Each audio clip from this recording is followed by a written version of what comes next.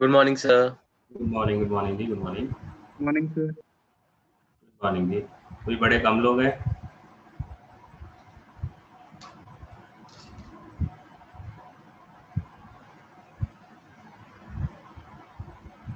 अभी लग रहा है ज्वाइन कर रहे हैं। थोड़ी देर में आ जाएंगे। ओके, एक आप लोगों को है ना एनसीईआरटी सेशंस लगाए जा रहे हैं। आप लोगों को इसके बारे में इंफॉर्मेशन है? तो शेड्यूल में पड़ा था। कल भी आप लोगों का एनसीईआरटी सेशन लगा था, उसमें कोई भी स्टूडेंट आया नहीं। आप लोगों को इसके बारे में इंफॉर्मेशन तो होगी, एनसीईआरटी सेशंस चल रहे हैं। सर कितनी बजे थी कल आपकी? 4:30 to 5:30 जी। डेली नहीं होता, आप लोगों को शेड्यूल भेजा गया होगा। डेली नहीं होता, हफ्ते में 2 दिन है आपके पास शेड्यूल पहुंचा होगा। तो एक तो मैं थोड़ा सा है ना उसी के बारे में बताने वाला था कि जो आप लोगों का एनसीईआरटी सेशंस अभी स्टार्ट किया गया है, उसका पर्पस क्या है। ठीक है, शेड्यूल आप लोगों को मिल जाएगा, आप देख ही लोगे टाइम, उसमें है ना टाइमिंग 4:30 to 5:30 है। डे आप शेड्यूल में देख ही लेंगे। ओके, उसमें साथ में आपको टॉपिक भी हमने है ना हफ्ते के स्टार्टिंग में मेंशन कर दिए थे कि इस दिन ये वाला टॉपिक, इस दिन ये वाला टॉपिक होगा, और कमिंग वीक्स में भी ऐसे ही मेंशन कर दिया जाएगा कि कौन से वाले दिन कौन सा वाला टॉपिक आप लोगों ने करके आना है। पर्पस क्या है कि आप लोगों ने जो भी स्टार्टिंग में है ना, काफ़ी लोगों ने एनसीईआरटी नहीं करा है, तो एटलीस्ट एनसीईआरटी पूरा तो नहीं, अभी अगर आप लोगों के साथ साथ में थ्योरी भी चल रही है, तो अगर अभी से आपको स्टार्ट है ना पूरा का पूरा चैप्टर बोल देंगे पुराने वाले टॉपिक्स का, तो फिर शायद उसमें टाइम ज़्यादा लग जाएगा। तो इसलिए हमने ये प्लान किया है कि सिर्फ और सिर्फ जो भी चैप्टर आपको बोला जाएगा, उस चैप्टर की मिसलेनियस एक्सरसाइज और मिसलेनियस एग्जांपल्स आप लोगों ने करके आनी है, और उसमें कोई भी डाउट रहेगा वो हम लोग डिस्कस करेंगे। और सबने, ये कोई 1-to-1 सेशंस नहीं है, सबका कंबाइंड सेशन है। तो अगर 4:30 का टाइम लिखा हुआ है तो सब लोगों ने 4:30 पे ज्वाइन करना है जी। ठीक है, कोई ऐसा नहीं कि कोई 4:45 ज्वाइन कर रहा है या 5 बजे ज्वाइन कर लीजिए, ऐसा कोई सेशन नहीं है। ठीक है, कोई 1-to-1 सेशंस नहीं है, सबके कॉमन सेशन है। तो पर्पस इतना ही है कि जो पुराने टॉपिक्स का एनसीईआरटी नहीं हुआ है वो आप लोग कर लीजिए, और पूरा नहीं तो एटलीस्ट अगर लास्ट वाली एक्सरसाइज कर लेंगे तो एक तो उससे कॉन्फिडेंस आ जाएगा और ज़्यादा टाइम भी नहीं लगेगा। ओके, तो आज तो नहीं है आप लोगों का सेशन, कल को फिर से है, और कल जो सेशन रहेगा उसमें डिटर्मिनेंट्स चैप्टर आपने करके आना है। डिटर्मिनेंट चैप्टर की ऑब्वियसली आपको थोड़ी बहुत थ्योरी भी पढ़नी पड़ेगी, वो थ्योरी पढ़ के उसके बाद डिटर्मिनेंट्स चैप्टर की जो लास्ट एक्सरसाइज है विच इज मिसलेनियस एक्सरसाइज और मिसलेनियस एग्जांपल्स, वो आप लोगों ने अटेम्प्ट करके आने हैं, नोट करके लेके आने हैं, नोट भी करना है। ठीक है, ये नहीं होना चाहिए मैंने रफ कॉपी पे किया, वो उस पे किया, वो सब किया। प्रॉपरली एक कॉपी बना लीजिए, तो उस पर बाकायदा आप लोगों ने नोट भी करना है। ठीक है, डेफिनेटली देखा जाएगा कि क्यों कितना कर रहा है। सबको क्लियर है एनसीईआरटी डिस्कशन की जो क्वेरीज हैं जी? कोई कुछ पूछना चाह रहा है इसके बारे में? सर कल कौन सा चैप्टर कर दिया था आपने? कल का जो चैप्टर बेटा दिया गया था वो था अपना मैट्रिसेस। तो एक दिन में एक डिस्कशन के लिए हम लोग एक चैप्टर रखेंगे, और हफ्ते में आपके 2 डिस्कशन आया करेंगे। Okay sir. आई थिंक एक वीक में 2 चैप्टर है ना, कोई बहुत बड़ा टास्क नहीं है। नियरली आप ये मान लीजिए एक चैप्टर के आपको है ना 20 क्वेश्चंस के आसपास करना होगा। तो एक चैप्टर के 20 क्वेश्चंस, दैट मीन्स एक वीक में टोटल 40 क्वेश्चंस। तो उसके लिए अगर आप डेली का आधा घंटा भी निकाल लेते हो तो आपका एनसीईआरटी पूरा हो जाएगा, और एनसीईआरटी जब पूरा हो जाएगा आप लोगों को कॉन्फिडेंस आ जाएगा बोर्ड्स के लिए। ठीक है, हाँ जी सर।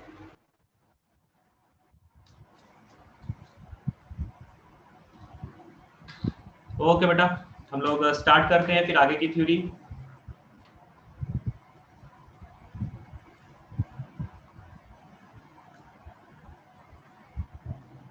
इंटीग्रेशन की एनसीईआरटी बोला था ना हमने।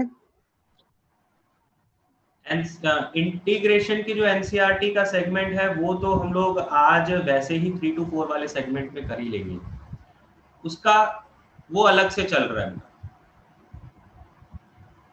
ठीक है, वो हमारा हम लोग अपने एंड पे पर्सनल लेवल पे कर रहे हैं, बाकी जो इंस्टीट्यूट लेवल पे है वो पुराने टॉपिक्स के लिए है। ठीक है, यस सर। जो करंट टॉपिक है उनको तो वैसे ही हम लोग आगे अपने आप अपने एंड पे सॉल्व करते जाएंगे, लेकिन जो पुराने टॉपिक्स हैं उनके कवरअप के लिए एटलीस्ट ना सिर्फ मिसलिनियस एक्सरसाइज कर लीजिए, बहुत ज़्यादा बर्डन भी नहीं है और बोर्ड्स का काम भी हो जाएगा साथ में। ओके, कल की क्लास में मैंने आपको एक क्वेश्चन दिया था घर पे करने को, आप लोगों ने कर लिया है क्या? Yes sir. सब लोगों ने कर लिया? Yes sir. एक बार डिस्कस कर लेते हैं। क्वेश्चन क्या था? dx upon sin x minus sin sin 2x। sin x minus sin 2x। इसको करने के लिए आप क्या करो, sin 2x का फॉर्मूला लगा लो। जब आप वो फॉर्मूला लगाएंगे तो आप देखेंगे कि sin x दोनों में कॉमन आ जाएगा। ठीक, और फिर sin x के साथ मल्टीप्लाई डिवाइड कर दो, न्यूमरेटर को भी डिनोमिनेटर। तो डिनोमिनेटर में बेसिकली ये sin स्क्वायर x बन जाएगा, जिसको मैं लिख सकता हूँ 1 minus cos square x।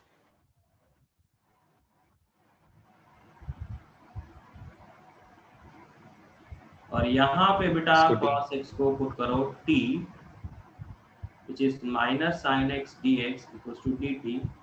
तो आपका जो इंटीग्रेशन है ये बन जाएगा minus times dt upon 1 minus T square into 1 minus 2t। और ये 1 माइनस टी स्क्वायर जो है ये भी फैक्टराइज हो जाएगा, तो ये माइनस तो भले ही डिनोमिनेटर में ले जाओ और है ना, वो T square 1 minus T square की जगह टी स्क्वायर माइनस 1 बन जाएगा। तो अल्टीमेटली ये क्या आ जाएगा, dt upon t plus 1 t minus 1। In fact एक काम करो, इधर से माइनस ना -2 ही निकाल लो, -1/2 आ जाएगा। तो ये t माइनस हाफ।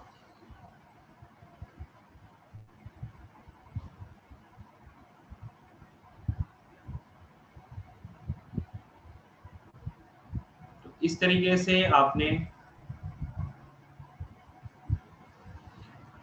जो इंटीग्रेशन था वो तो sin x वाला था, लेकिन कन्वर्जन लगा के उसे पार्शियल फ्रैक्शन में कन्वर्ट कर दिया।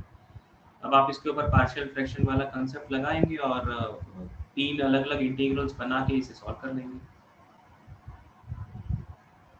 इसके बाद सॉल्व हो जाएगा। Yes sir.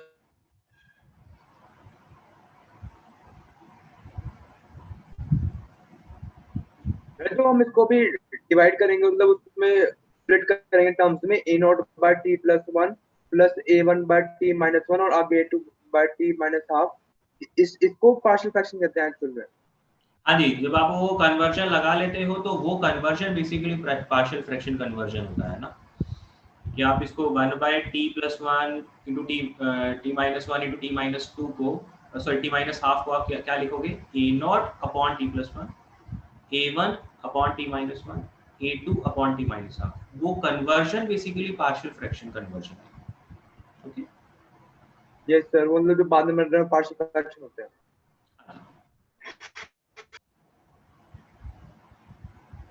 इसके बाद कंप्लीट हो जाएगा। Yes sir.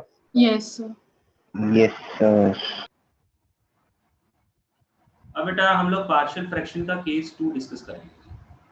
केस 1 में हमने क्या पढ़ा है कि जो डिनोमिनेटर है उसमें लीनियर फैक्टर्स हैं और सबकी सिंगल पावर है, किसी की भी डबल पावर नहीं है। सेकंड केस में हम लोग बात करेंगे when denominator is expressed as a product of linear factors in which some are repeating. अगर कोई रिपीट कर रहा है तो ऐसा नहीं कि भी मतलब डिनोमिनेटर में सारे के सारे रिपीट करने जरूरी हैं। अगर एक भी रिपीट करेगा तो फिर वो केस 1 नहीं रहेगा, ऑटोमेटिकली वो केस 2 बन जाएगा जी। लाइक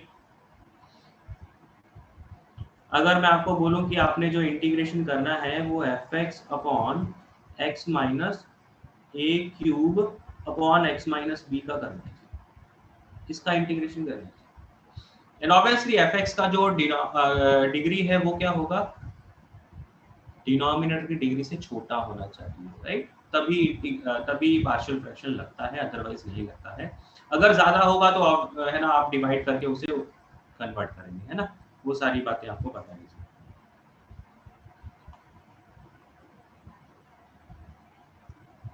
अच्छा, तो इसमें आप देख रहे हो कि न्यूमरेटर में पॉलिनोमियल है जो कि जिसकी डिग्री है ना 3 या 3 से कम होगा, डिनोमिनेटर में डिग्री 4 वाला है, और जिसमें एक लीनियर फैक्टर जो है वो 3 बारी है और एक लीनियर फैक्टर की पावर 1 है, सिंगल।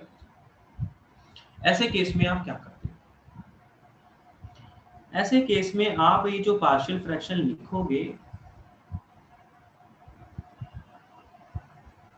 इसको लिखोगे a0 upon x minus a, a1 upon x minus a का whole square, a2 upon x minus a का होल क्यूब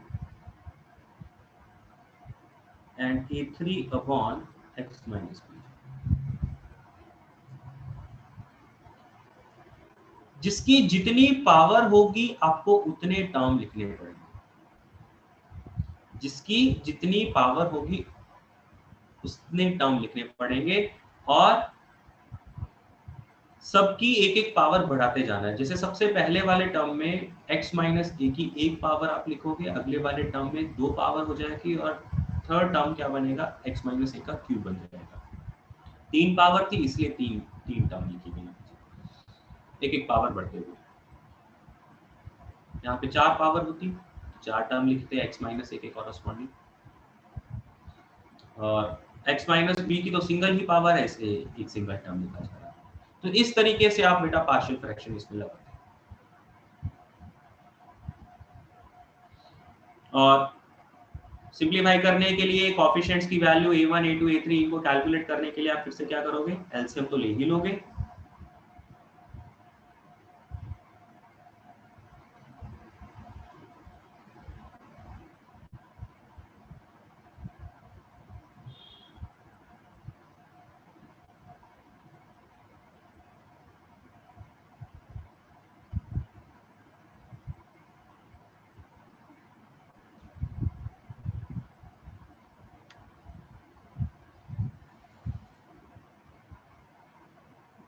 बेटा ये बेसिकली टर्म बन जाएगा, और a0 a1 a2 a3 इनकी वैल्यूज निकालने के लिए आप क्या करोगे,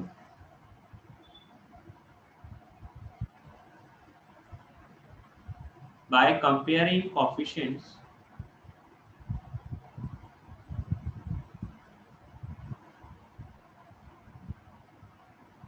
we get a0 a1 a2 a3।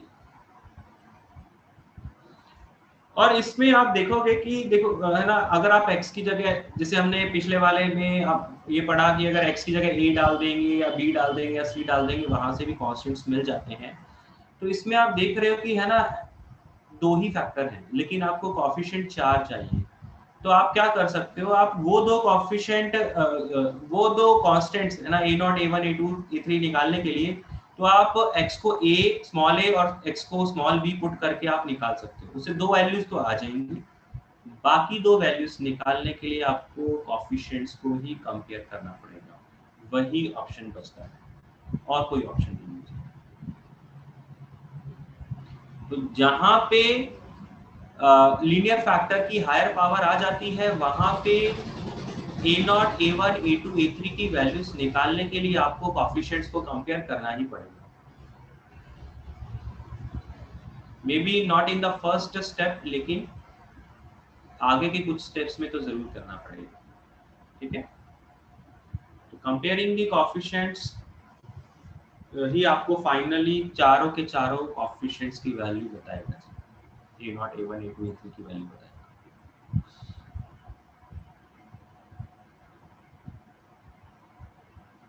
ठीक,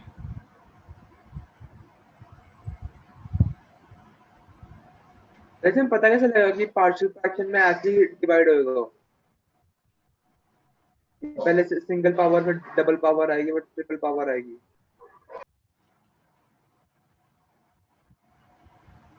देखो ऐसा नहीं कि सिंगल पावर आएगी या डबल पावर आएगी या है ना, the thing is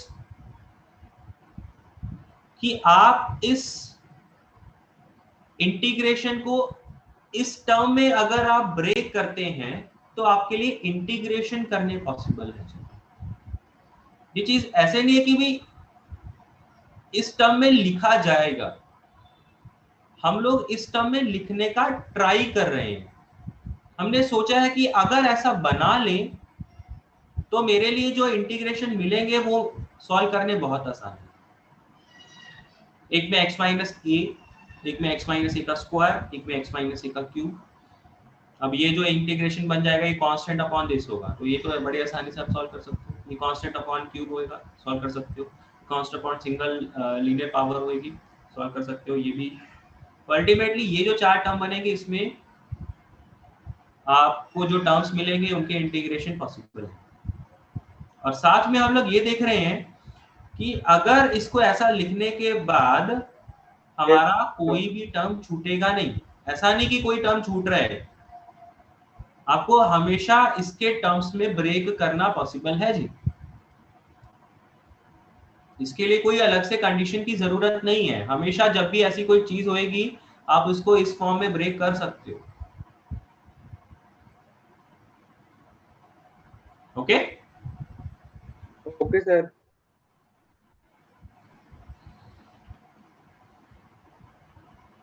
I think ये बात समझ में आ ही गई है ना, कि अगर लीनियर फैक्टर में कुछ हायर पावर भी आ जाए तो आप पार्शियल फ्रैक्शन कैसे लगाएंगे। कोएफिशिएंट्स को कंपेयर करके आप a0 a1 a2 a3 की वैल्यूज निकाल लोगे और फिर अपने क्वेश्चन को प्रोसीड करोगे। तो इसके ऊपर एक दो क्वेश्चंस करते हैं फिर आगे चलेंगे।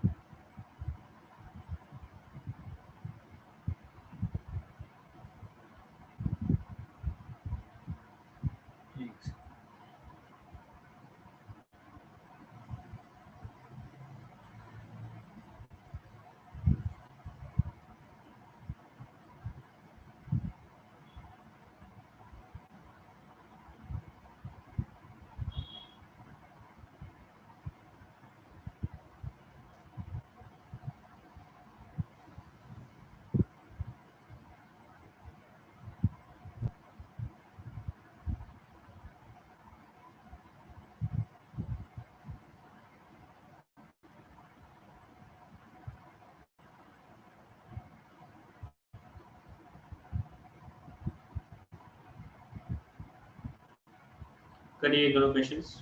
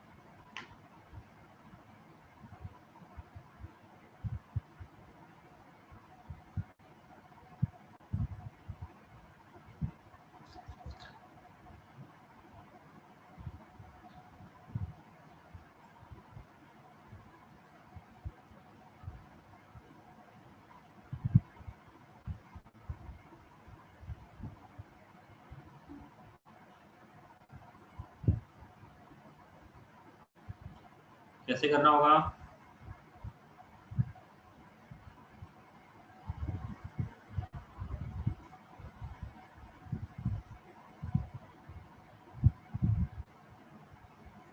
पंकज हाँ जी सर। कैसे करेगा? सर एक्स एक्स ए naught upon x minus one plus ए one upon x minus two का होल स्क्वायर ऐसे करके इलेबोरेट कर लेंगे। फिर उसके बाद में एलसीएम लेके वन को जीरो पुट करके और फिर इसको माइनस वन पुट करके जीरो और दो वैल्यू आ जाएंगी। उसके बाद में दो वैल्यू बचेंगी, उन दोनों को इक्वेट कर लेंगे। ओके, क्या आ रही है? सर कर रहा हूँ वैसे मैं सर अभी। ओके, करो जल्दी से, बताओ वैल्यूज।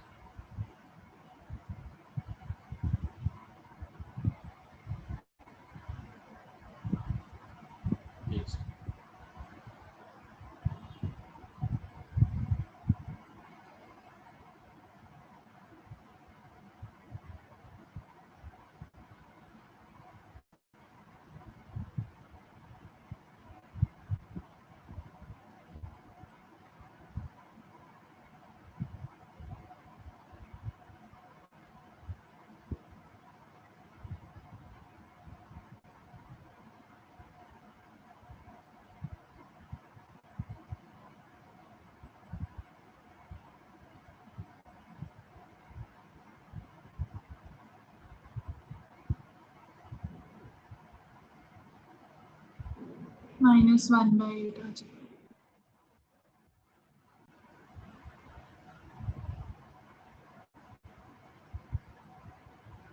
हाँ जी, A2 A3 तो ये आ रहा है। Yes sir. Yes sir. Okay, Yes, sir. तो कॉफिशिएंट्स को कंपेयर करिए और मुझे बताइए बाकी जो A0 A1 है उनकी वैल्यूज क्या चाहिए।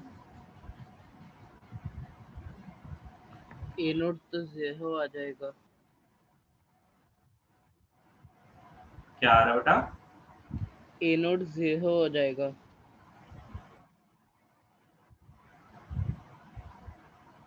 जीरो हो जाएगा? क्या टर्म जीरो हो जाएगा? A0? नहीं सर, ए नॉट की वैल्यू हाफ आ रही है। तो ही से एक सेकंड। A0 जीरो तो यस सर, ध्रुव वाला ठीक है सर, ए नॉट की वैल्यू हाफ है। सर ए नॉट की वैल्यू 1/8 आ रही है। 1/8। ए नोट की वैल्यू 1/8 आ रही है और ए Yes, sir. वन की सर वैल्यू वो 3/2 आ रही है।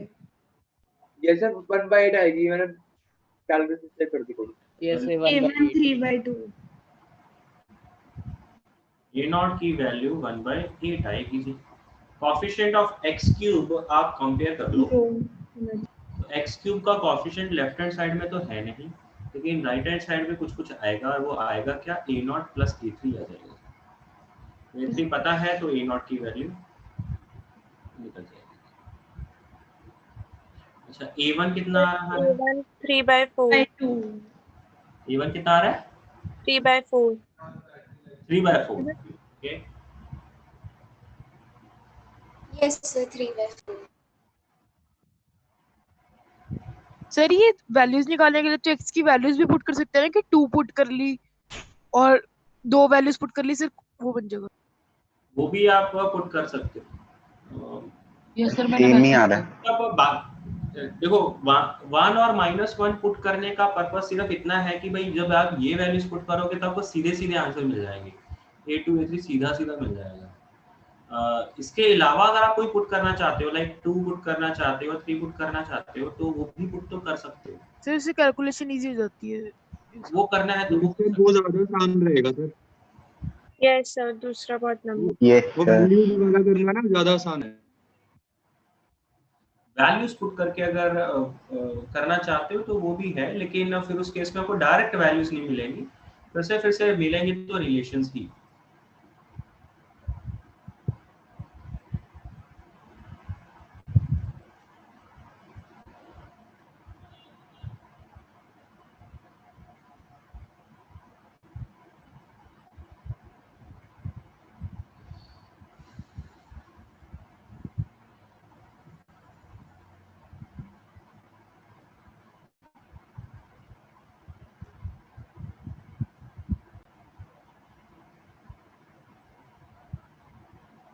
ए नॉट A1 A2 A3 ये सब आ गया है, तो बेटा अब इसके इंटीग्रेशन क्या बन जाएंगे? ए नॉट मतलब 1/8 dx upon x minus 1, A3 3/4 है तो ये बनेगा dx अपॉन x माइनस 1 का होल स्क्वायर, A2 आपका हाफ है तो ये बनेगा dx अपॉन x माइनस 1 का क्यूब, और A3 आपका -1/8 है तो ये -1/8 बाहर निकाल देता हूँ, तो इंटीग्रेशन बन जाएगा x dx upon x plus 1। हाँ जी, तो फर्स्ट का इंटीग्रेशन क्या आ जाएगा? 1/8 ln of x minus 1 second का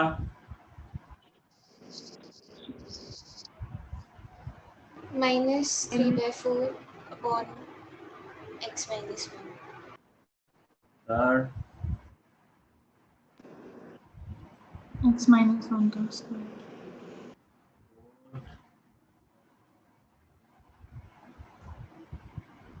ठीक। yes sir मैं ये जो क्वेश्चंस हैं इनको डायरेक्टली कर रहा हूँ ना, डायरेक्टली आंसर्स लिख रहा हूँ। आपको अगर ये डायरेक्ट आंसर्स नहीं समझ में आ रहे हैं तो फिर आप इनको सॉल्व करने के लिए क्या करोगे, x माइनस 1 को t पुट कर लो। x माइनस 1 को t पुट करोगे तो ऊपर dt अपॉन t बन जाएगा और dt अपॉन t का आंसर आप जानते हो। सिमिलरली यहाँ पे भी आप x माइनस 1 को t पुट कर लो जी, तो ये क्या बनेगा, ऊपर में dx dt के बराबर ही आ जाएगा, तो dt अपॉन टी स्क्वायर बन जाएगा, उसका इंटीग्रेशन आप कर सकते हो। सिमिलरली यहाँ पे भी आप x माइनस 1 को t पुट करोगे तो dx इक्वल्स टू dt मतलब dt अपॉन टी क्यूब बन जाएगा।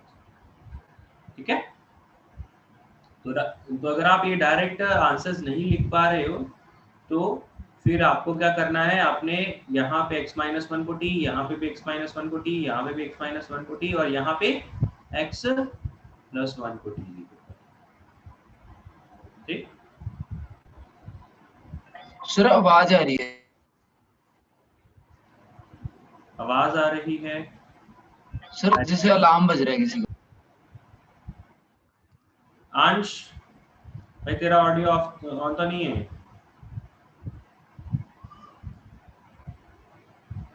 सर क्वेश्चन दिखा दो। सेकंड क्वेश्चन क्या है, 3x plus 1 upon x minus 2 का whole square upon x plus. Sir हो गया सेकंड। ओके,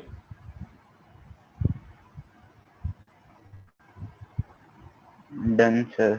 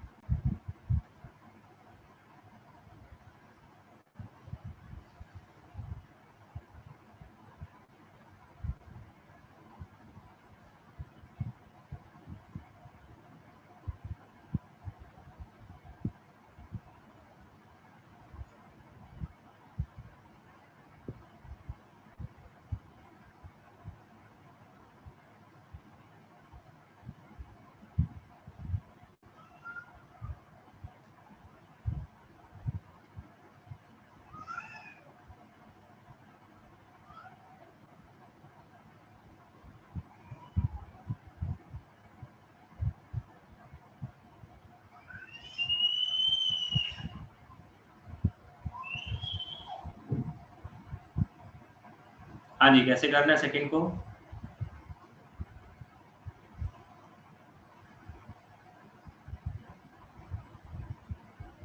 स्टम को लिखेंगे a not upon. Sir 2 minute दे दोगे सर? हाँ जी हाँ जी हाँ जी, कर लो कोई दिक्कत नहीं।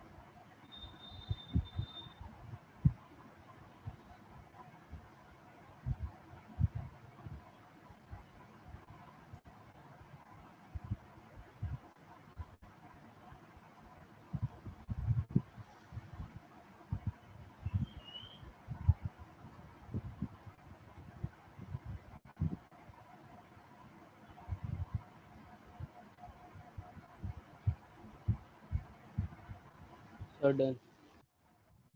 ओके हो गया सर। हो गया सर। सब लोगों ने कर लिया है?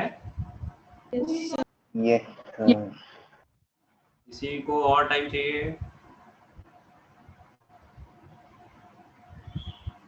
दिव्यांश सर कर लिए। कर लिया? ओके, बताओ फिर क्या क्या कैलकुलेशन रही? सर पहले तो जो A1 की वैल्यू आई 7/4। एक सेकेंड, पहले तो आपने इसका एलसीएम ले लिया होगा, है ना?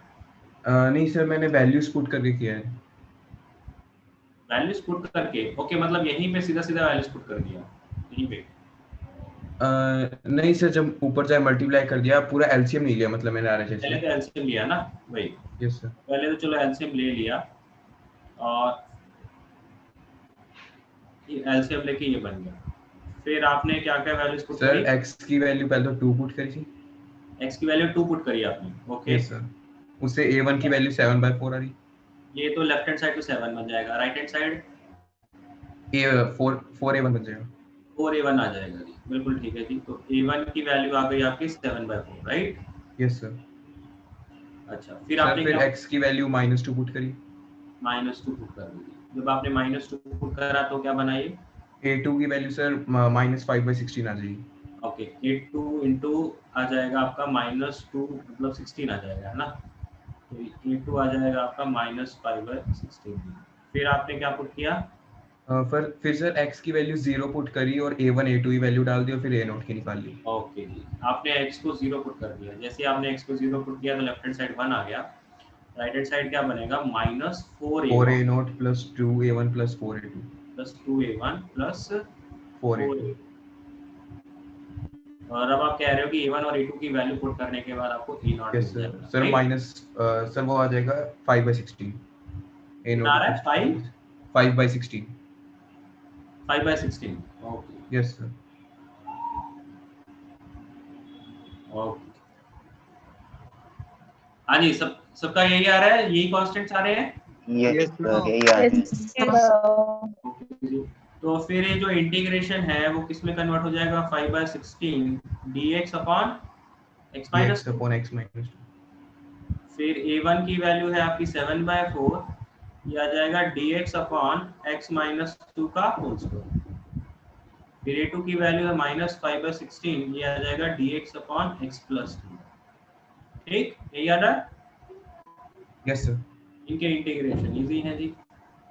पहला वाला आ जाएगा 5/16 ln of mod of x - 2, दूसरा वाला आ जाएगा, सॉरी माइनस आ जाएगा -7/4 x - 2 और ये आ जाएगा -5/16 ln of mod of x + 2। ऐसा ही आ रहा है? Yes sir. Yes sir. Yes sir, यही आ रहा है। सबको ये वाली बात समझ में आ गई है? केस 2 जिसमें लीनियर फैक्टर्स की कुछ हायर पावर होंगी। Yes sir. तो केस 3 पे चलते हैं बेटा। सर इसमें पावर जो है वो होल नंबर होनी चाहिए। जो भी पावर है वो होल नंबर, बिल्कुल बेटा। पॉलिनोमियल तो होल पावर ही होगी ना, अदरवाइज इसमें पॉलिनोमियल कैसे रहेगा?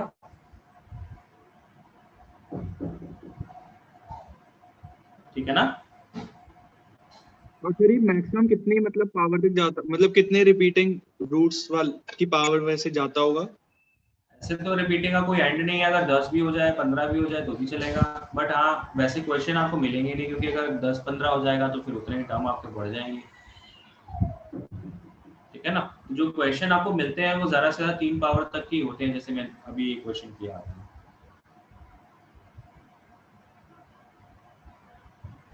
ओके, नेक्स्ट है बेटा,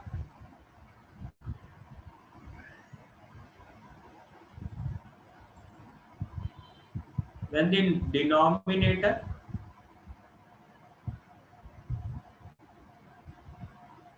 is expressed as a product of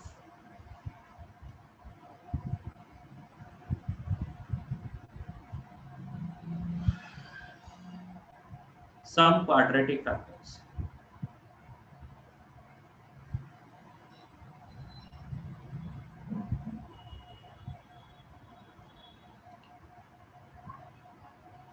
देखिए कई बार डिनोमिनेटर में आपके क्वाड्रेटिक बन जाते हैं और क्वाड्रेटिक आपके फर्दर लीनियर फैक्टर में कन्वर्ट नहीं हो पाते हैं।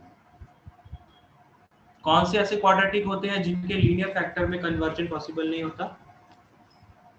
जिनका D negative sir D negative हो इसका डिस्क्रिमिनेंट नेगेटिव होता है, जिसका रियल रूट नहीं आता है। ऑल्दो जिसका रियल रूट नहीं आता आप उसको भी कर तो सकते हो, लेकिन फिर वो आयोटा में आ जाएंगी चीजें, तो हम लोग आयोटा में बेसिकली चाह नहीं रहे हैं, ठीक है ना। तो द थिंग इज कि कई बारी जो डिनोमिनेटर में पॉलिनोमियल लिखा हुआ है उसका जब आपने फैक्टराइज किया तो वो क्वाड्रेटिक फैक्टर्स बन के आ गए, और उन क्वाड्रेटिक फैक्टर्स को फर्दर लीनियर में कन्वर्ट करना पॉसिबल नहीं है। अगर तो क्वाड्रेटिक्स को फर्दर लीनियर में कन्वर्ट करना पॉसिबल है, फिर तो ये केस 3 नहीं, ये तो केस 1 बन जाएगा। यस सर, केस 1 या केस 2 बोल दो, ठीक। लेकिन अगर उस क्वाड्रेटिक को फर्दर कन्वर्ट करना पॉसिबल नहीं है, then that case will be of case 3। Okay, तो अब इसमें करना क्या होगा? मान लीजिए ना, एक एग्जांपल हम लोग लेके चल रहे हैं। ये आपको इंटीग्रेशन करने को बोला है ax² plus bx plus c into, देखो जब क्वाड्रेटिक कह रहे हैं तो इसका मतलब ये नहीं कि भी सारे के सारे क्वाड्रेटिक का होना जरूरी है, साथ में अगर कोई एक आधा लीनियर वाला फैक्टर भी आ गया तो वो भी चलेगा। तो मान लीजिए एक साथ में एक लीनियर फैक्टर भी प्रेजेंट है x माइनस 2। ओके, तो इसमें आप पार्शियल फ्रैक्शन कैसे लगाते हो? एक सेकंड, ऊपर मैंने अकेला dx लिखा ना, fx कर लेते हैं उसको। तो आप क्या लिखोगे? fx upon this quadratic into x minus 2। इसको आप लिखोगे, ये जो क्वाड्रेटिक होता है, इस क्वाड्रेटिक की वजह से हम लोग न्यूमरेटर में एक लीनियर टर्म लिखते हैं, a0 प्लस a1x लिखेंगे upon this quadratic, plus linear factor की वजह से अकेला कांस्टेंट। तो जैसे हमने केस 1 केस 2 में देखा है, हमने न्यूमरेटर में सिर्फ कांस्टेंट्स ही रखे हैं, a0 a1 a2 a3। तो जब भी लीनियर वाले टर्म्स में ब्रेक करना होता है ना, तो आप सिर्फ कांस्टेंट्स रखते हैं, लेकिन जब ऐसे क्वाड्रेटिक बनानी होती है तब आपको एक लीनियर का टर्म रखना पड़ता है। लीनियर के फॉर्म में न्यूमरेटर को एक्सप्रेस करना पड़ता है। अगर आप लीनियर के फॉर्म में उसे एक्सप्रेस नहीं करेंगे तो कहीं ना कहीं आपके कन्वर्जन्स प्रॉपरली सॉल्व नहीं होंगे। जस्ट इन केस अगर कोई कहे कि सर अगर मैं इसको a1 को ना लूं तो क्या प्रॉब्लम आएगी? अगर मैं इधर भी अकेला कांस्टेंट लिख लूं, लीनियर लिखने की बजाय अकेला कांस्टेंट लिख लूं, तो क्या प्रॉब्लम है? तो प्रॉब्लम बेटा ये आएगी, देखो डिनोमिनेटर है कि क्यूबिक, तो न्यूमरेटर क्या होगा? एक क्वाड्रेटिक।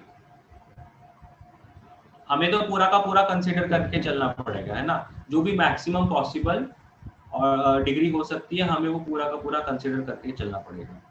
तो अगर fx डिग्री 2 का है तो डिग्री 2 में टोटल कितने टर्म होते हैं? 3 टर्म होते हैं, एक x² का, एक x का और एक कांस्टेंट का।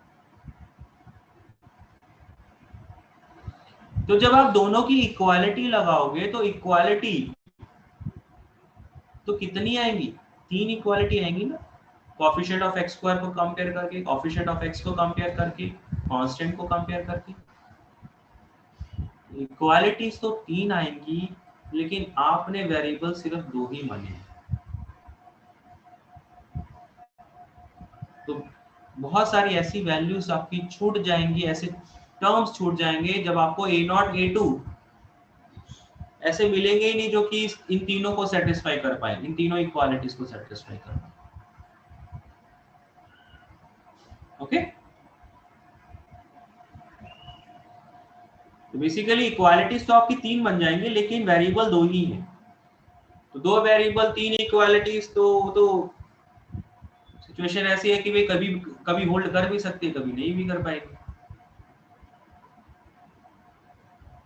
तो हम लोग बहुत सारे क्वेश्चन से छूट जाएंगे, है ना, वो तो उसको कवर अप करने के लिए हमें एक और वेरिएबल कंसीडर करना पड़ेगा, a0 plus a1 etcetera. Okay,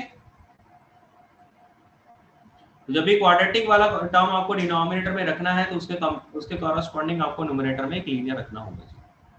ठीक, अब इसके आगे का प्रोसेस वैसा ही है। आप क्या करोगे, एलसीएम ले लोगे, fx को लिखोगे a0 plus a1x into x minus P, और a2 को लिखोगे आप ax square a2 into x ax square plus bx plus c। a0 a1 a2 की वैल्यूज आप कैसे निकालोगे, बाय कंपेयरिंग द कोएफिशिएंट्स या फिर वैल्यूज डाल के। बाय कंपेयरिंग द कोएफिशिएंट्स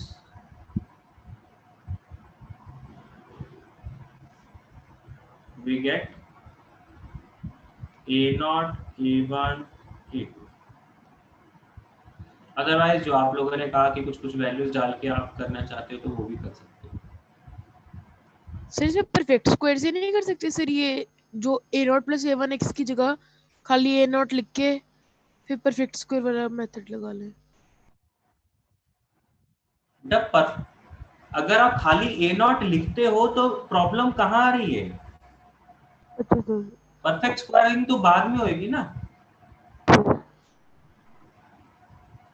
अगर आप खाली a0 लिखोगे तो अगर आपका a0 और a2 की वैल्यूज मिल जाएं ताकि वो सेटिस्फाई हो जाए फिर तो ठीक है, लेकिन इस दो वेरिएबल को कितनी कंडीशन सेटिस्फाई होनी पड़ेगी? 3 कंडीशन सेटिस्फाई होनी पड़ेगी। Yes sir.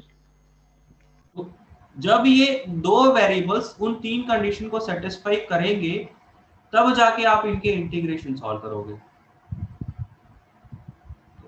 जो भी बन के आएगा वो इंटीग्रेशन तो आप सॉल्व कर लोगे, लेकिन प्रॉब्लम तो उसके पहले है ना कि क्या a0 a2 ऐसी वैल्यूज मिलेंगी जो कि उन 3 कंडीशन को सेटिस्फाई करेंगे। ओके सर, समझ गया। है ना। तो और अगर आपको मैं एग्जैक्ट बताऊं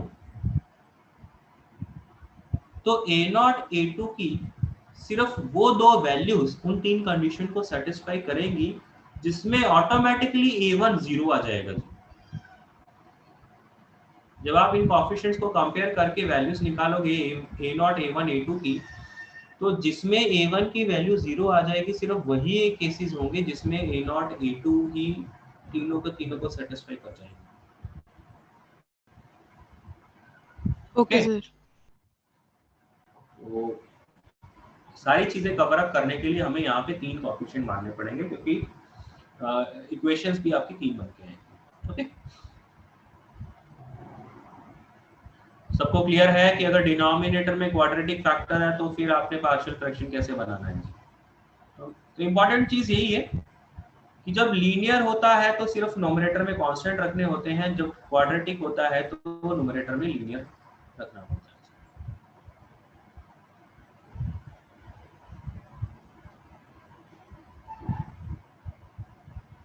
आप बेटा इसके ऊपर क्वेश्चंस करें।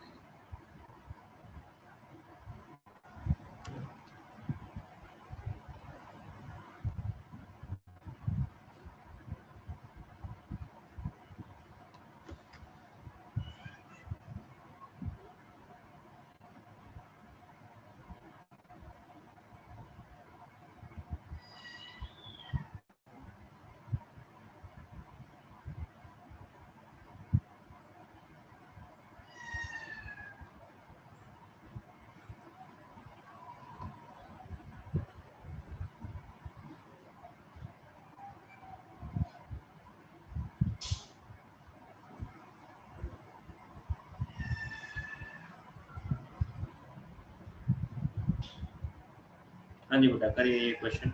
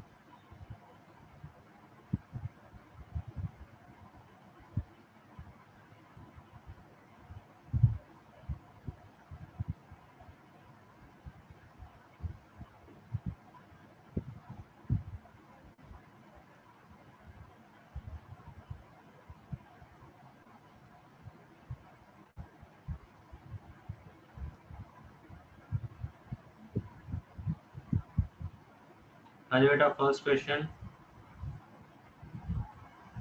1 मिनट रुक जाओ सर। हो गया सर। हो गया sir. A2 1/5, A1 -1/5, A 11/5। Yes sir, values yes तो यही सर, आ रही है। यही आ रहा है सर।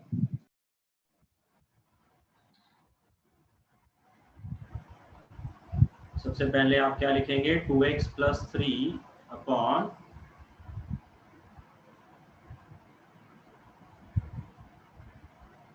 उसको आप लिख लोगे a0 + a1x upon x² + 4, right, plus a2 upon x + 1। ऐसा ही माना है या कुछ? यही माने सर। यही माने सर। ये माना है, कुछ और माना है? मतलब a0 a1 a2 का कुछ अदला बदला कर दी हो सकती है, ऐसा हो सकता है। तो यही मानना है सर। ऐसा आप मानते हो? यही माने। ओके, तो इसका एलसीएम तो लेना ही है।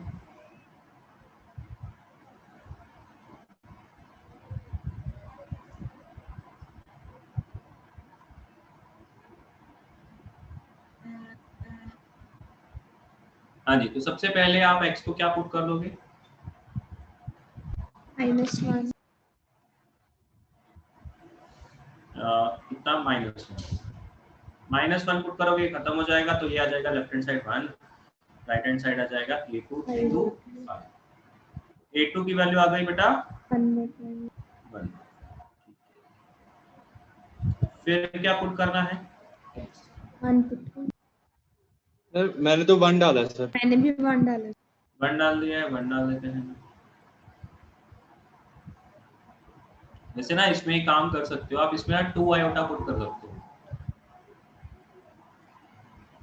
मतलब अगर आप 1 डाल के करना चाहते हो, अगर है ना कॉम्प्लेक्स में नहीं जाना चाहते हो, तो आप उसको अवॉइड कर सकते हो। आप 1 डाल लो, 2 डाल लो, 0 डाल लो, ठीक है।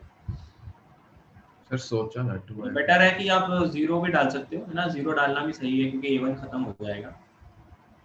तो 1 अगर आप डालते हो तो क्या बनेगा, 5। तो ये बनेगा a0 + a1 × 2 + 5a2। सर 1 से पहले 0 डाल लिया ताकि a0 की वैल्यू आ जाए। यस फिर सर, मैंने भी यही करा, पहले 0 डाल दिया था मैंने भी, वहां से a0 आ गया था सर वहां से। सर अगर डाल हम ऐसे सोच लें कि सर a2 1/5 आया है, सर x² का कोफिशिएंट अगर 1/5 आया है, तो सर LHS में x² का कोई भी कोफिशिएंट नहीं है, सर a1 को भी -1/5 होना ही पड़ेगा। यस सर, ऐसे ही कोफिशिएंट्स कंपेयर करके हो जाए। ओके, कोएफिशिएंट्स कंपेयर करके भी कर सकते हो, बिल्कुल ठीक है। क्योंकि x² का कोएफिशिएंट इधर है a2 और इधर भी a1 आ जाएगा, तो a1 + a2 आ जाएगा x² का कोएफिशिएंट, और लेफ्ट हैंड साइड में a² का कोई कोएफिशिएंट नहीं है, तो 0 करके सम है ना a1 + a2। ये सर फिर ये वाली इक्वेशन यूज हो जाएगी a0 + a1 2 वाली। सही है। ये मेथड बहुत सारे हैं, तो अब जो आपको फास्ट लगता है आप उसको ऑप्ट कर सकते हो। कोएफिशिएंट्स को कंपेयर करना वाला मेथड फास्ट लग रहा है तो वो कर लो, वैल्यूज पुट करके करना है वो कर लो। वैल्यूज में भी पुटिंग जो है, अभी आप सिर्फ रियल नंबर्स पुट कर रहे हो, मैं अगर आयोटा में पुट करना चाहूँ तो आयोटा में पुट करके भी आप इक्वालिटीज लगा के है ना कोएफिशिएंट्स निकाल सकते हो। खैर अगर 0 पुट करते हैं तो क्या बनेगा, 3 = a0 × 1 + 4 × a2। यहाँ से a2 की वैल्यू आप 1/5 पुट करके a0 निकाल लोगे, कितना आ जाएगा a0? 11/5। ठीक, सही है।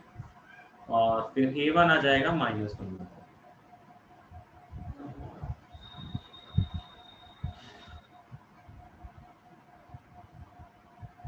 तो आपकी जो इंटीग्रेशन है वो क्या बनेगी, a0 मतलब 11/5 + a1x, that means -1/5x upon quadratic. Quadratic क्या था, x² + 4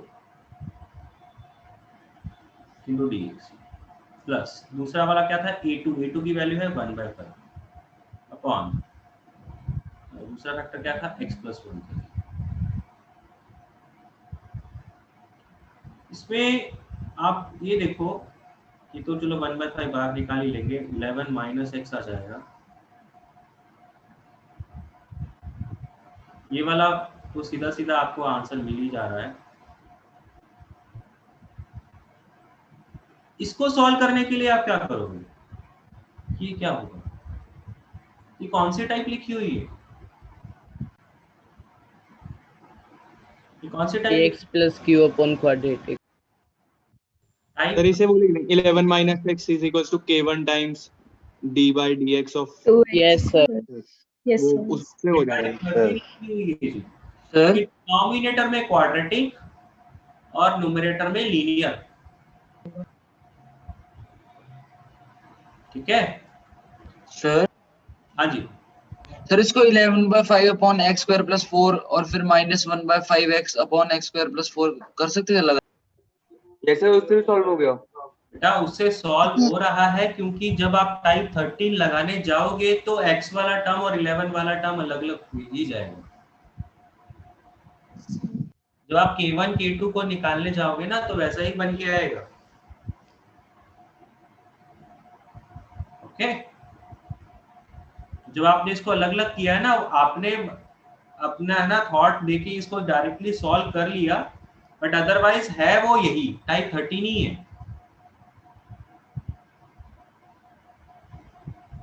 क्योंकि डिनोमिनेटर में कोएफिशिएंट ऑफ x कहीं है नहीं, इस वजह से आपका जो मेथड है वो पूरा जस्टिफाई हो जाता है। तो आप क्या करोगे, 11/x² + 4 × dx, ये अलग बन जाएगा और ये बन जाएगा अलग, और इसका आंसर तो पहले से हम लोग लिख ही चुके हैं। तो ये 11 है तो 11 कांस्टेंट बाहर निकल जाएगा और इसका आंसर सीधा सीधा आप क्या लिखोगे, 1/a which is 2 tan inverse of x/2। इसमें 2 से मल्टीप्लाई कर दो, 2 से डिवाइड कर दो, तो ये क्या हो जाएगा, अगर आप इसको t पुट करते तो ऊपर उसका dt फॉर्म लिखा हुआ है, तो 1/10 ln of x² + 4।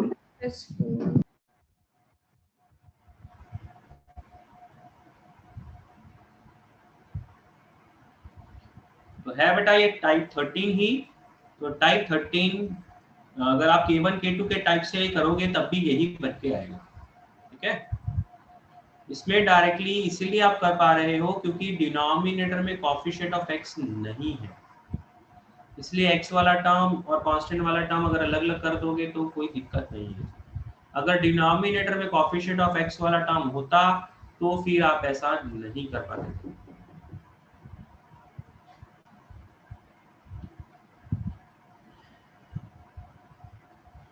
फर्स्ट का सॉल्यूशन समझ में आया है?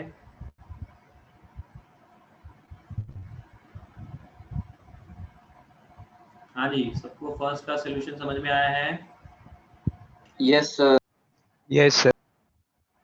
किसी को डाउट तो नहीं है? सेकंड हो गया सर। Done sir. हो गया सर। बाकी लोग भी करिए, जल्दी से बताइए। हो गया sir. Okay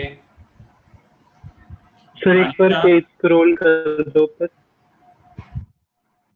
दानिशा yes sir. Second हो गया है सर मैं बता। फर्स्ट समझ में आया कि नहीं आया? यस सर फर्स्ट हो गया था। ओके सेकंड करके बताओ बेटा।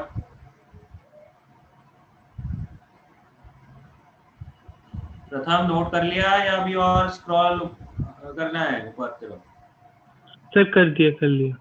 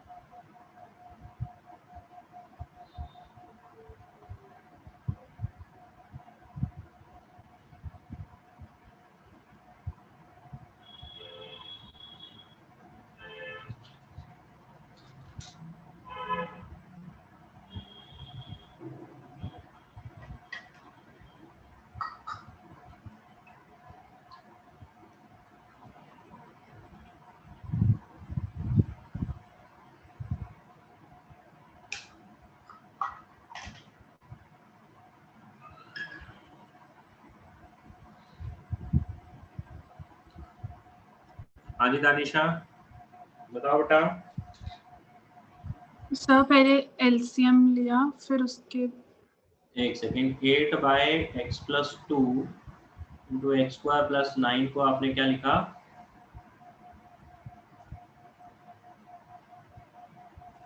a0 + a1x + x/x² + 9 yes sir, a2/x+2 ये लिखा। यस सर, फिर सर ऐसे लिखा। यस सर, ओके, फिर आपने a0 a1 a2 की वैल्यूज कैलकुलेट करने के लिए क्या किया? पहले x = -2 डाला तो उससे a2 की वैल्यू आई 8/13। x को -2 डालने के बाद सीधा सीधा a2 की वैल्यू क्या आ रही है? 8/13, यस सर। ओके, सर फिर उसे कोफिशिएंट्स कंपेयर करें तो उससे जो a1 है वो -8/13 आ गया, क्योंकि x² का कोफिशिएंट। बिल्कुल ठीक है जी। तो a1 आपका क्या आ रहा है? -8/13 आ जाएगा, है ना? Yes sir. By comparing x²।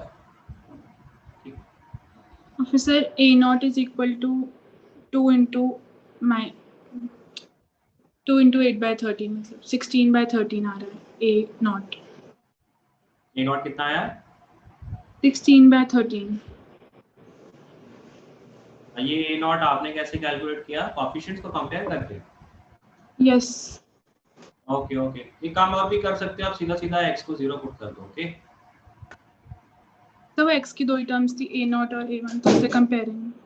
Okay okay, x को 0 पुट करके आपने आपको a0 और a2 में रिलेशन मिल जाएगा और वहां पे आप a2 की वैल्यू डाल के a0 निकाल लोगे। यस यस, बिल्कुल ठीक है जी। तो ये तीनों टर्म आपको आ गए हैं। अब आपका जो इंटीग्रेशन है फिर वो क्या बन जाएगा? a0 की वैल्यू 16/13 प्लस a1 की वैल्यू है -8/13x यस ऑन x² + 9 और a2 की वैल्यू है 8/13। बाहर ही लिख देता हूँ मैं, 1/x+2 + 2। सो वो सेकंड टर्म तो directly 8/13 ln of x by x + बिल्कुल 2। ठीक है जी। इसका तो डायरेक्ट आंसर आ जाएगा 8/13 ln of x+2।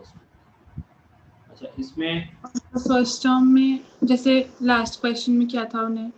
बिल्कुल ठीक है। इसमें भी क्योंकि डिनोमिनेटर में कोएफिशिएंट ऑफ x है नहीं, तो कांस्टेंट वाले टर्म को अलग कर दो और x वाले टर्म को अलग कर दो, आपको आंसर्स मिल जाएंगे। यस।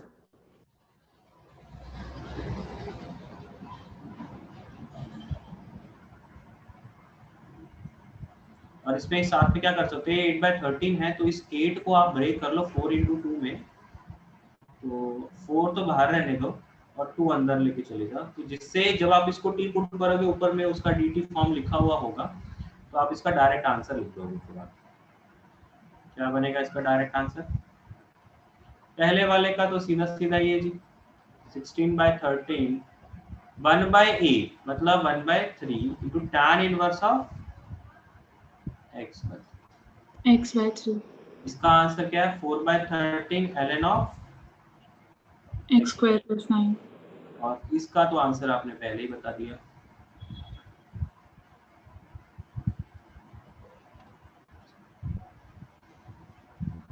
हाँ जी, सेकेंड वाला सॉल्यूशन समझ में आया सबको?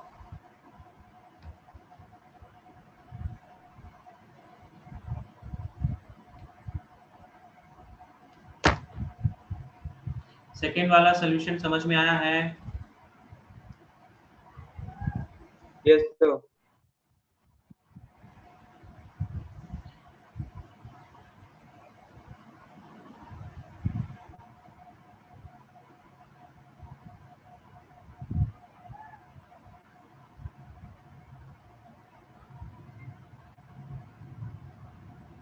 देखिए, पार्शियल फ्रैक्शन में सिर्फ 3 ही केस है।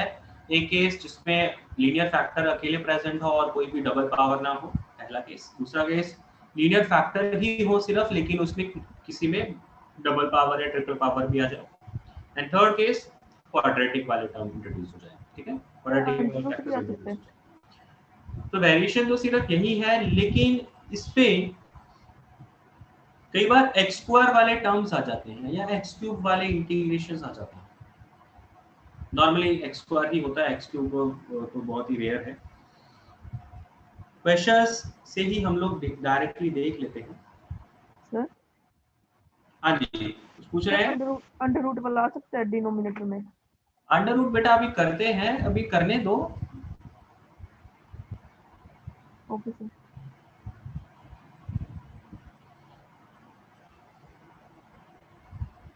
सब लोग वेट करो बेटा, अभी है ना अंडर रूट वाली जो भी चीजें हैं अभी होएंगी इसके बाद। पूरा चैप्टर होने दीजिए, फिर आप बताइए जो नहीं कराया है तो देखेंगे। अच्छा, कई बार इस टाइप के क्वेश्चंस होते हैं जिसमें एक्स है ही नहीं, ना न्यूमरेटर में ना डिनोमिनेटर, और इसमें आप ये देखो कि भाई एक्स की सिर्फ और सिर्फ इवन पावर्स है। एक्स नहीं है इसका मतलब क्या है? ऑटोमेटिकली एक्स की सिर्फ और सिर्फ इवन पावर्स है। ठीक है, मिसलीनियस क्वेश्चंस जो है बेसिकली आप इसको ब्रैकेट में लिख सकते हो, इवन पावर्स।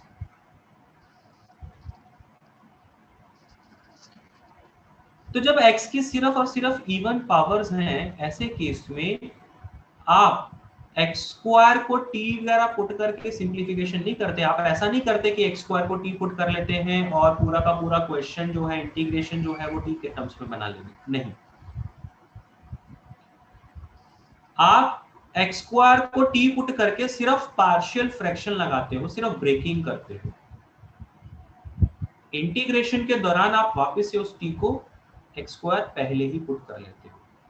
इंटीग्रेशन का फॉर्मूला अप्लाई करने से पहले t को वापस एक्स स्क्वायर लिख लेते हो।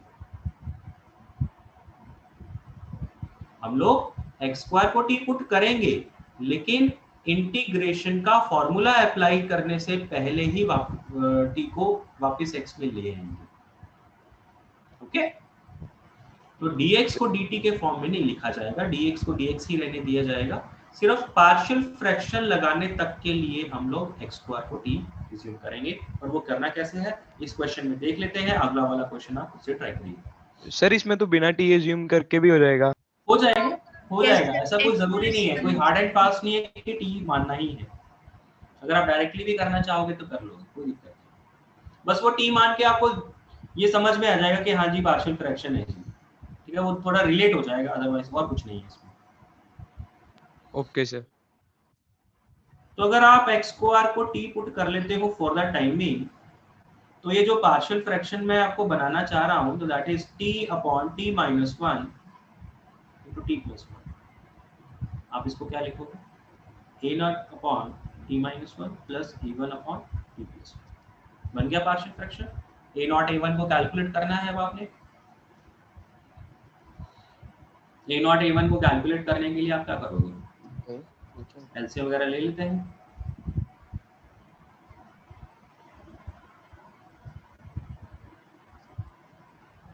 और इसमें हम लोग t की वैल्यू -1 और 1 डालेंगे। एंड अगेन मैं आपको फिर से बोल दूं कि भाई हम लोग सिर्फ पार्शियल फ्रैक्शन लगाने तक के लिए t को 1 या -1 पुट कर रहे हैं, इसका उससे कोई लिंक नहीं है कि भाई एक्स स्क्वायर तो पॉजिटिव होता है।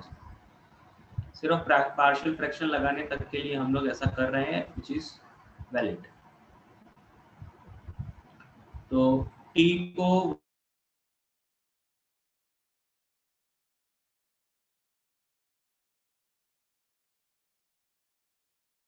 और t को एक बार -1 पुट कर लो, तो उससे ये 0 हो जाएगा, तो a1 आ जाएगा सीधा सीधा, ये भी हाफ आ जाएगा, है ना, ये भी हाफ आ जाएगा। तो आपका जो इंटीग्रेशन है बेसिकली वो बन जाएगा, या ऐसा कह लो कि भाई t upon t minus 1 into t plus 1 को आप क्या लिख लोगे? Half upon t minus 1 half upon t plus 1। तो आपका जो इंटीग्रेशन है वो क्या बन जाएगा?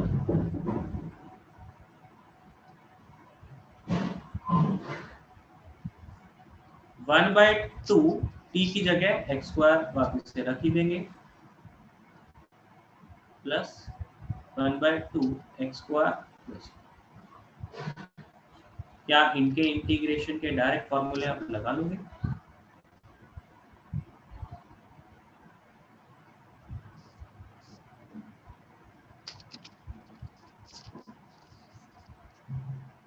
Yes sir.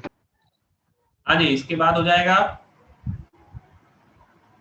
यस 1/2a मतलब 2 ln of x minus a मतलब x minus 1 upon x plus 1, और इसके लिए लगेगा tan इनवर्स वाला formula which is 1/a tan inverse of x/2, या सीधा सीधा tan इनवर्स x ही लिखो, 1/a की जरूरत ही नहीं है प्लस।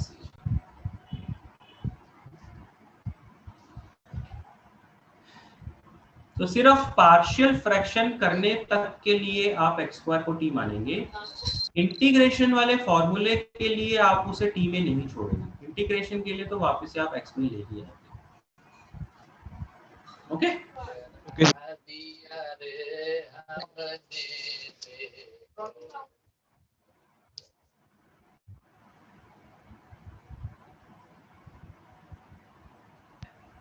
सर। हाँ जी सर, जो आपने इससे पिछले वाला केस कराया था पार्शियल फ्रैक्शन, सर उसमें क्वाड्रेटिक के साथ एक लीनियर टर्म मल्टीप्लाई थी, अगर वो ना ही हो 1 हो मतलब उसकी जगह, तो वो हो जाएगा उससे? क्वाड्रेटिक के साथ लीनियर टर्म अगर ना आए, मतलब लीनियर फैक्टर ना आए, अकेला क्वाड्रेटिक आ जाए, यस। तो अकेला क्वाड्रेटिक के लिए तो बेटा आपका सीधा सीधा जो पहले वाली टाइप पढ़ी है वही बन गई, फिर तो पार्शियल फ्रैक्शन लगाने ही क्यों है? नहीं सर, वो बाय क्वाड्रेटिक थी ना, तो वो टी स्क्वायर ऊपर आ रहा था, तो उसको एक्स में कन्वर्ट करके पार्शियल फ्रैक्शन लगाने की कोशिश की, हुई नहीं। ओके, आप इस क्वेश्चन की बात कर रहे हो? नहीं सर, क्वेश्चन एक अलग है, वो ये नहीं है, उसमें भी वही केस बन रहा था जो आपने करवाया क्वाड्रेटिक के, वो रियल रूट्स नहीं बन रहे थे। ओके, तो देखो अगर दो क्वाड्रेटिक हैं, मान लीजिए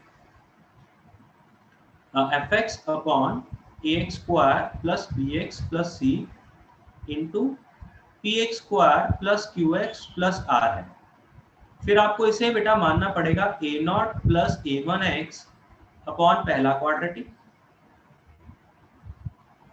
plus a2 plus a3x upon दूसरा क्वाड्रेटिक, अगर दो क्वाड्रेटिक का प्रोडक्ट बन के आ रहा है डिनोमिनेटर में, जितने क्वाड्रेटिक उतना वैसा करना पड़ेगा।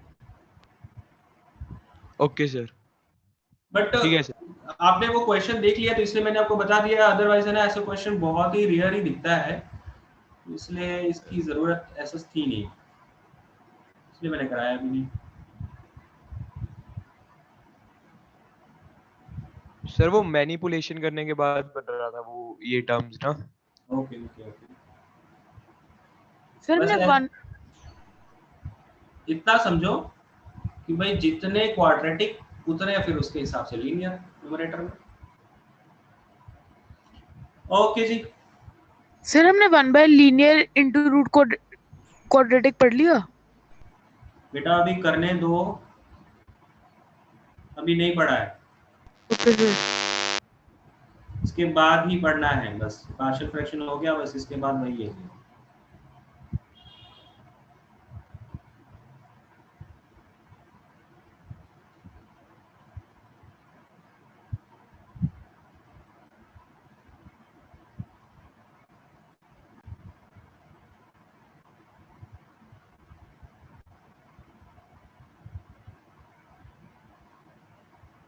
ये दो क्वेश्चन करिए जी।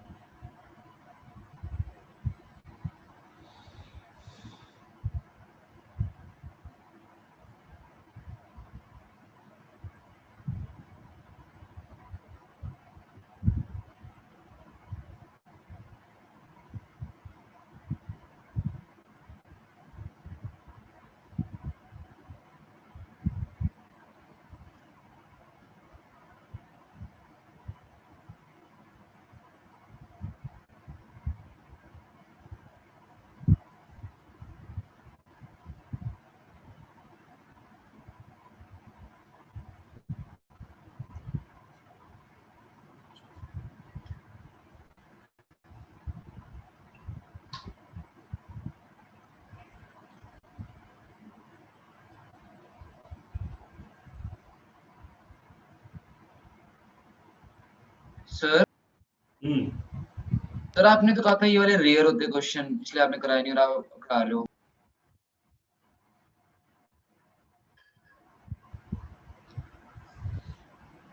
बेटा अल्टीमेटली ये जो है ये उस टाइप की क्वाड्रेटिक की नहीं बन रहा है जो मन्नर पूछ रहा था। ये दूसरा टाइप का क्वाड्रेटिक है ना, जिसमें न्यूमरेटर में इवन पावर है और डिनोमिनेटर में भी इवन पावर है।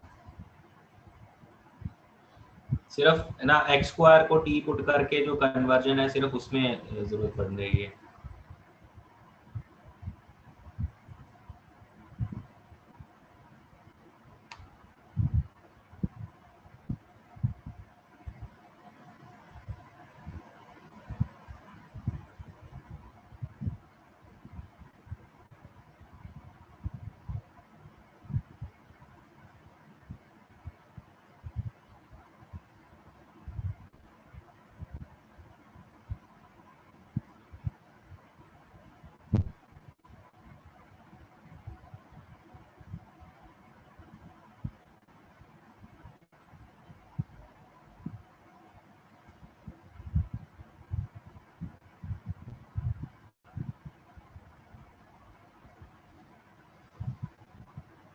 फर्स्ट हो गया सर। ओके हो गया सर। सर हो गया फर्स्ट। Done sir.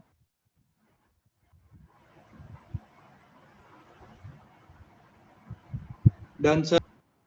ओके हो गया सर। हो गया सर।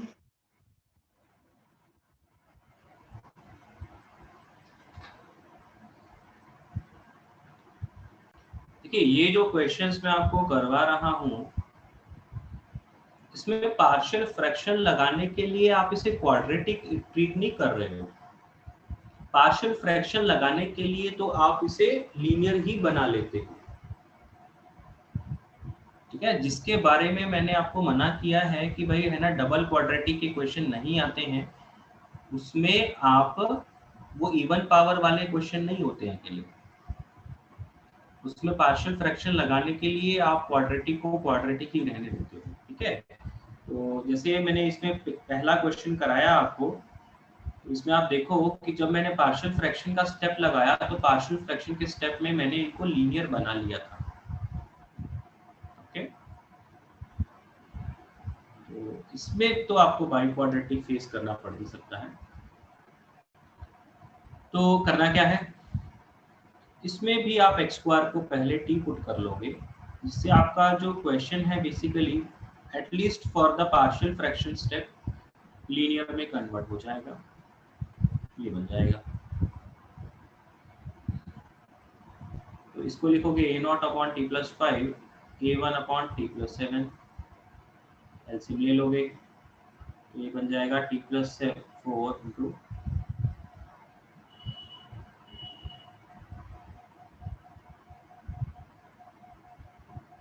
अब आप पुट करोगे टी को, एक बार -7 पुट कर लो तो a1 की सीधा सीधा वैल्यू आ जाएगी, क्या आ जाएगी, क्या आ जाएगी 3/2। 3/2। a1 को -5 पुट करोगे तो a नॉट आ जाएगा -1/2। आपके जो इंटीग्रेशन है वो बन जाएंगे, ए नॉट की वैल्यू में सीधा सीधा -1/2 डाल देता हूँ dx अपॉन टी प्लस 5 और टी की जगह एक्स स्क्वायर पुट कर देंगे plus 3/2 dx upon t plus 7 और टी की जगह एक्स स्क्वायर वापिस से रख देंगे। इनके आंसर्स आपको आते हैं।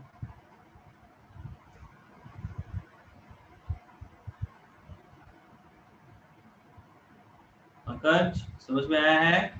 Yes sir. इसमें तो क्वाड्रेटिक नहीं है ना, लीनियर है ना? हाँ जी सर, वो मैं बिना सोचे समझे वो बोल दिया, मुझे लगा आपने वही वाले दे दिया ना। नहीं, वो पार्शियल फ्रैक्शन के लिए स्टेप के लिए क्वाड्रेटिक अगर आप अज्यूम करते हो तो फिर उसके क्वेश्चन में आपसे छुड़वा रहा हूँ। पार्शियल फ्रैक्शन वाले स्टेप में अगर लीनियर बना के फिर आप कर रहे हो तो वो वाले क्वेश्चन आपने करने हैं।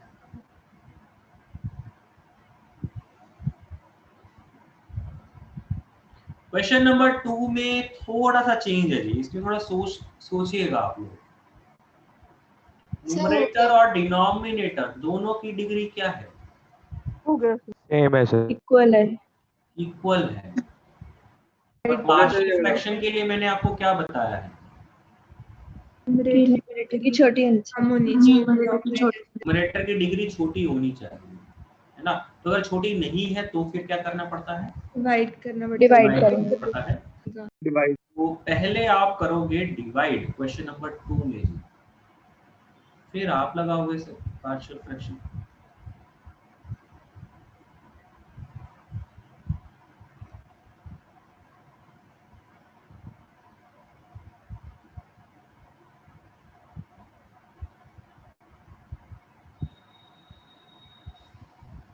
एक्स स्क्वायर को टी तो पुट कर ही लो, तो अल्टीमेटली ये बन जाएगा आपका, इंटीग्रेशन बाद में लिख देंगे। बेसिकली आप क्या बोल सकते हो कि टी के टर्म्स में न्यूमरेटर में भी क्वाड्रेटिक है, डिनोमिनेटर में भी क्वाड्रेटिक है। डिग्री तो छोटी करनी ही पड़ेगी न्यूमरेटर की, तो उसके लिए आप इसको डिवाइड कर दो इससे। बताओ क्या आएगा, क्वेश्चन क्या आएगा रिमाइंडर? क्वेश्चन 1 और रिमाइंडर -40 -10। यस सर, यही है। 1 और रिमाइंडर 40 -10 -10 माइनस भी आएगा सर 40 के आगे। के आगे माइनस है। ऐसा? Yes sir. ओके, ऐसा लिख लेंगे इसको।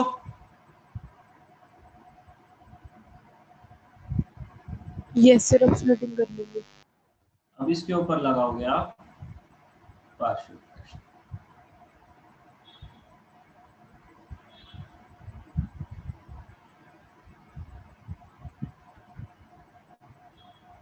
कैसे लगेगा? -4t -10 upon t + 3 t + 4। तो आप लिखोगे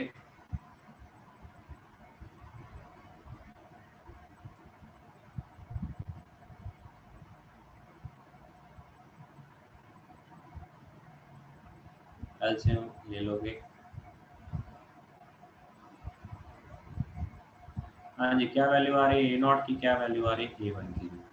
A0 -2 और A1 6। Yes sir. a0 -2 A1 6। A1 a1 6।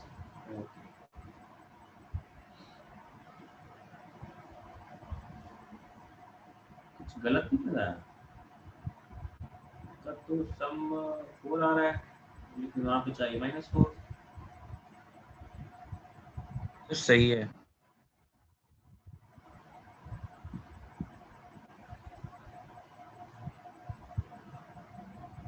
कुछ गलत कर रहा हूँ। तो -3 पुट करोगे तो ये आएगा -6 और 2 आएगा। Yes sir. -6 A0 + 2 प्लस भी +2 और -6 आ रहा है। Yes sir.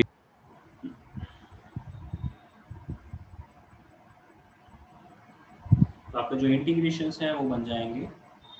a0 की वैल्यू आपने पुट कर दिया +2 dx अपॉन t + 3। t + 3 मतलब x² + 3, और a1 की जगह आप पुट कर दोगे -6।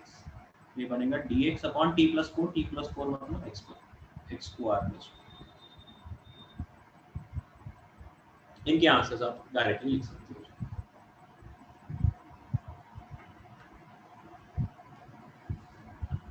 सबको समझ में आया है? सर इसकी स्क्रीन ऊपर करना है एक मिनट। सर क्या कह रहे हो? 1 भी तो आएगा। अच्छा हाँ, वो 1 वाला इंटीग्रेशन रह गया था। वो जो क्वोशिएंट, हाँ वो क्वोशिएंट वाला स्क्रीन ऊपर कर दो हल्की सी। Yes sir.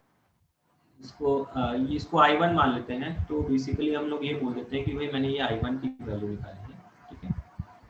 I1 is this. तो फाइनल आंसर क्या हो जाएगा? वो क्वोशिएंट वाले टर्म की वजह से एक x आ जाएगा, इसकी वजह से आएगा 2/√3 tan इनवर्स ऑफ x/√3, इसकी वजह से आएगा 6/2 that means 3 tan inverse of x/2 plus c. This is the final answer.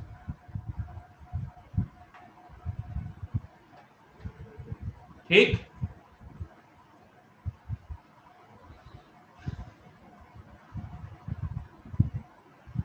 हाँ जी, किसी को डाउट है इसमें?